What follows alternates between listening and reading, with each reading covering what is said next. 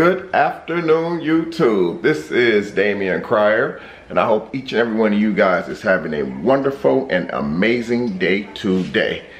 Me, guys, I am doing okay. I've been very busy today. So, I got a special treat today. Last week when I was at work, I spoke with one of my colleagues about fish. And he asked me had I been fishing in a while, and I told him no, I've been having a lot going on, you know, trying to get my place together and moving my stuff around and getting everything secured and ready for the winter, so I haven't really been able to get out to go fishing. So he told me last week that he was gonna bring me some fish in this week, and I thought he had forgot about it. Actually, I forgot that I asked him about the fish. And lo and behold, today it was close to lunchtime and he came over to see me and had me a bag of fish, which is a fish I haven't had in a very long time. This fish is called bluegill. Bluegill fillets. They are filleted, clean, no bones. They're ready to put in a batter and ready to go. So, these are the bluegills. Those are the fillets right there. And I have a bag right here. It's actually, I'm gonna set it down. It's actually pre-mixed cornmeal or pre-mixed fish seasoning. I'm gonna open it up, let you guys get a better look at it. I've already got it pre-seasoned, and that's why it's not a whole lot of seasoning on the fish. So I am going to get ready and start frying some of these bad boys up. And I got the grease on the stove, and it is getting hot because I can actually smell the heat coming off of it. You guys know what I'm talking about when I say I can smell the heat coming off of it.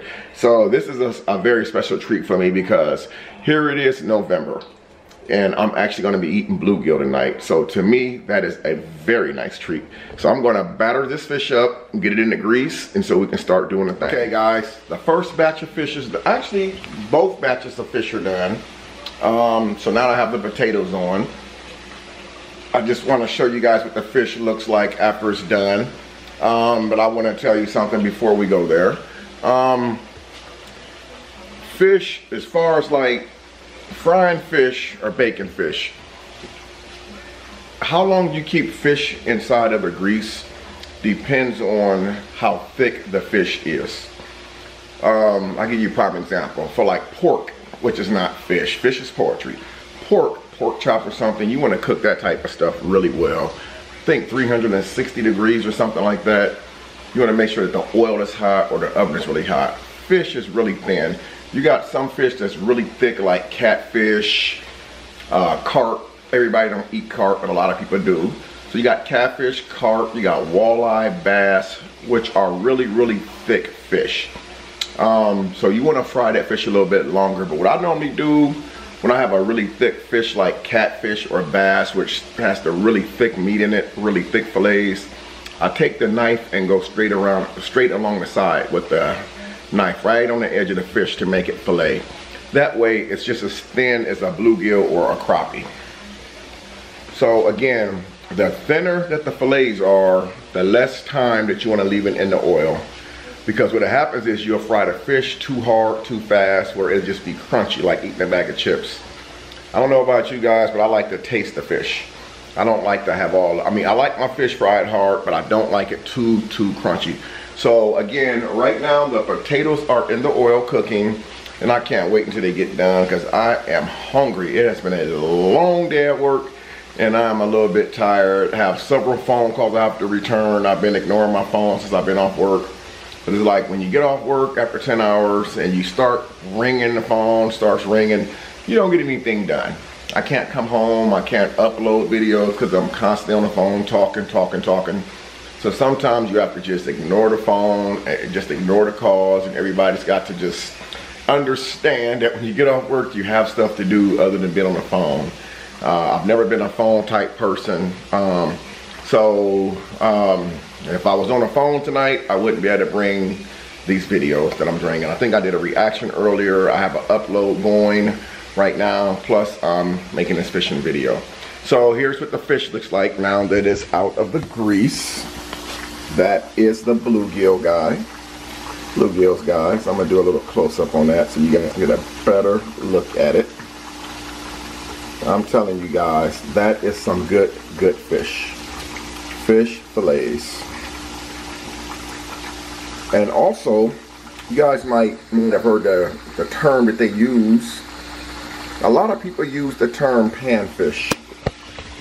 A lot of people use the term panfish on bluegills and crappie, a little fish like that, or little perch. They're called panfish because that's just what they are.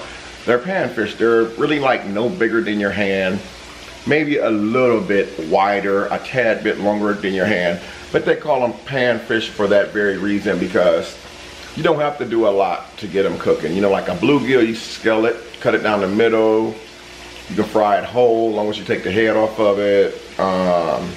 So that's why they call those fish panfish, because they don't really get that big. The life expectancy of them isn't like a catfish, 10, 15 years. They only live like a couple years. So they don't have a huge life expectancy, So that's why they call them panfish. So I'm gonna check on these potatoes and see what's going on with them. Hopefully they're about done, because a lot of people wanna know what type of bait do you use to catch bluegills.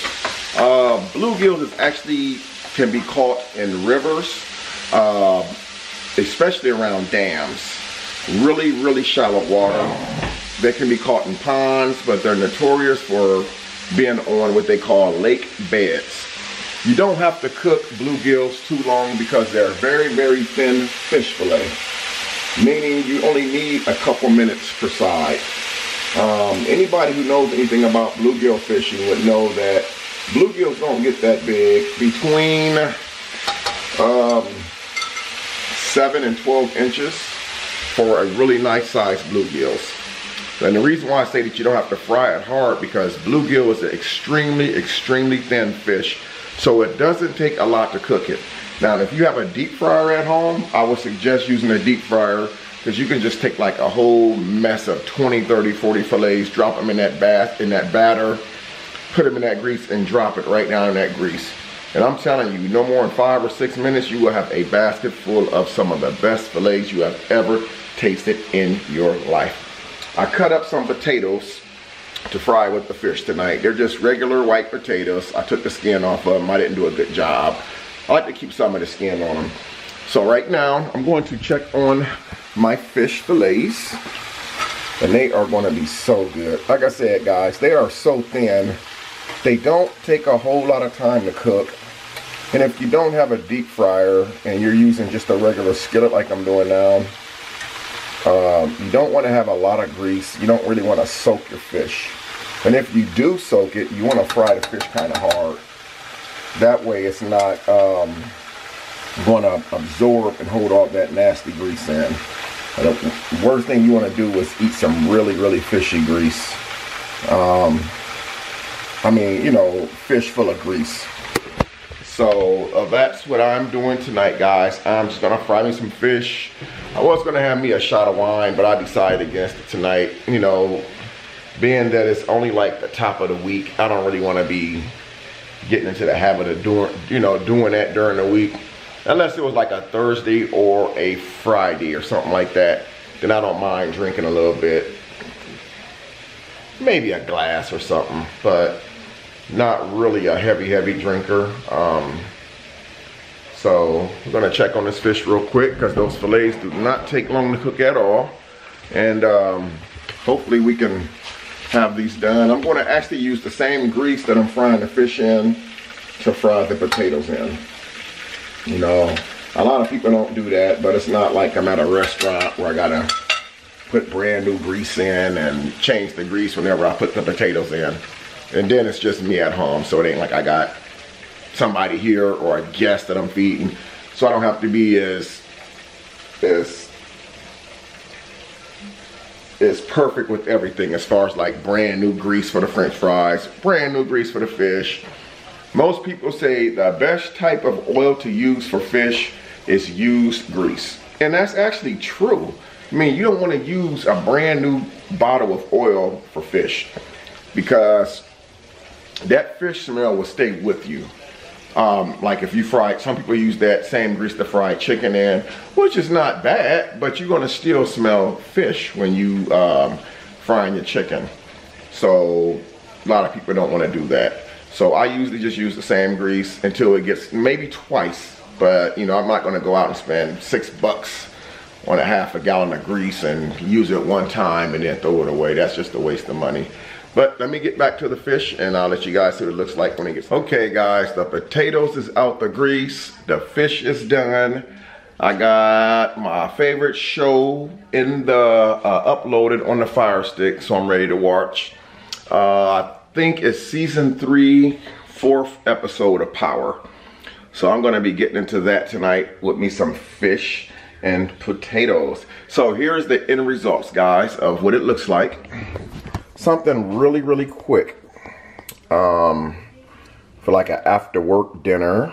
Like I said, it's just bluegill fillets. I hope that you guys can see that good. Oh, there we go. I got the white potatoes. I got those fried. And I'm about to just really enjoy this, because the chances of me getting bluegill fillets anytime soon probably is next to none. Until maybe like the spring, March, April. Yes, I'm kind of hot, I'm sweating. I've been doing a lot of moving. Flipping fish over, flipping potatoes over, taking them out, getting them ready, grabbing the camera, shooting the video. So guys, I hope you guys like this video. I hope that you really enjoyed it. I hope for those of you who don't know how to fry fish or know the difference between regular fish and panfish and fillets and how many minutes to fry it, I hope that this video gave you some type of information on how to do it. But guys, I don't know about you, but I'm hungry. A lot of people know that when fish gets cold, it's not good. You microwave it, it's real rubbery. So guys, until next time, I love each and every one of you guys. Thanks for subscribing, and I'll see you in the next vlog. Peace.